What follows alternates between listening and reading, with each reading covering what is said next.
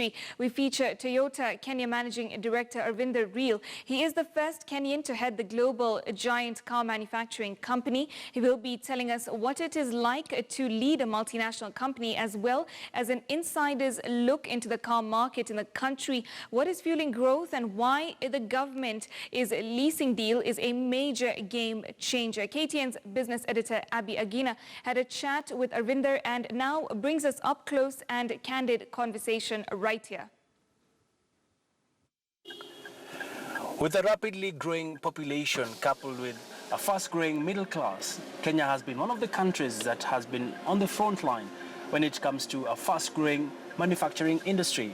This week on The Captains of Industry, we host the Managing Director of Toyota Kenya just to shed some light on what is fueling demand for cars in the East African market and how are they positioning themselves from a pricing point of view to tap into the middle class and the low income of the country.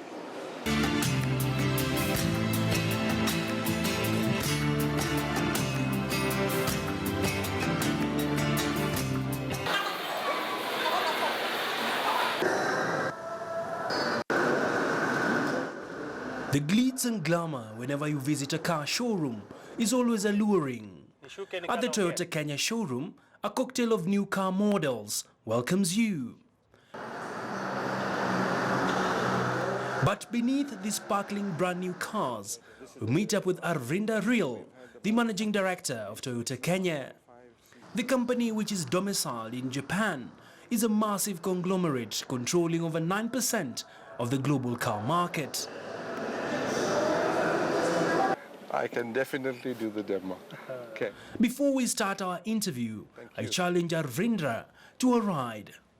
After doing our test ride to confirm if he can make a good driver, we get to the serious side of the business. He tells me Kenya's car market has grown in leaps and bounds. Firstly, allow me to introduce myself. My name is Arvinder, Kenyan, and I came back after 14 years of being absent in the Kenyan market and took over as Managing Director of Toyota Kenya. So far, I think it's been firstly an honor and a privilege being the first Kenyan to become MD of Toyota Kenya. In the years 2015, 2016 and 2017, we've seen a decline in the market where the market reduced by 30% and then another 23%. However, market share by 5% last year and another 2% this year. So we were sitting on 20%, we're now back to 22%. So we've gained about 15%, to 20 to 22. So we've gained about 7% market share. Being one of the CEOs of a globally successful company, his secret to delivering results have been defined by mainly two things: customer is king and differential pricing. One of the key things that we've managed to do is we actually brought about the customer philosophy first.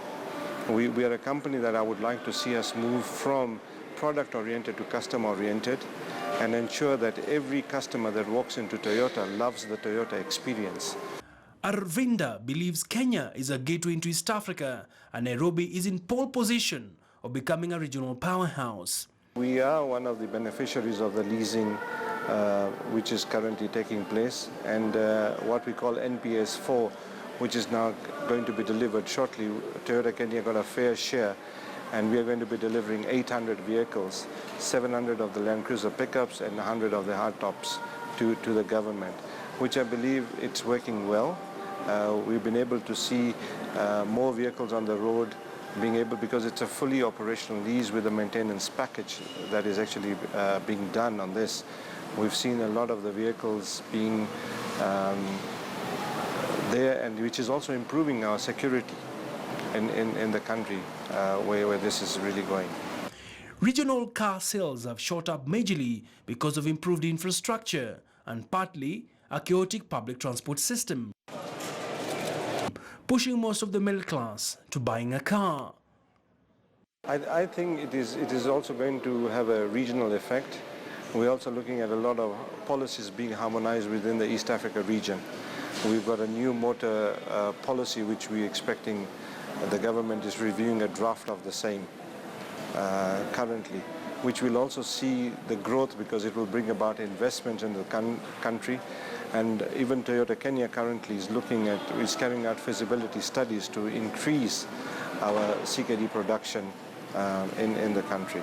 So from our point, we believe that with the new motor vehicle policy that will be introduced, it will address some of those taxation issues where CKD or local production with the investments coming in may make the vehicles more affordable. And we as Toyota Kenya would like to see a lot of Kenyans drive brand new vehicles. So what we would like to do is to perhaps continue with the lobbying with the government to reduce the age of the used cars that are allowed to come into the country, reduce those ones, so which will ensure we have a fair competition and a playing field. In terms of the taxation, yes, with the CKD policy, we believe that will be bringing in more investments and would help with the tax policy. And on the other hand, we continue introducing new models which are more affordable to the general Kenyans to ensure that they will actually be able to be more affordable in the cars. Arvinder, who is in his mid-40s, notes that running a car manufacturing company is not an easy affair.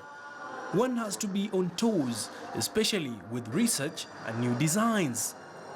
This for him is what has set Toyota apart. We have looked at a situation where we repositioned the pricing not only of the vehicles but also of the parts and services, making it more affordable. Introduction of the new models.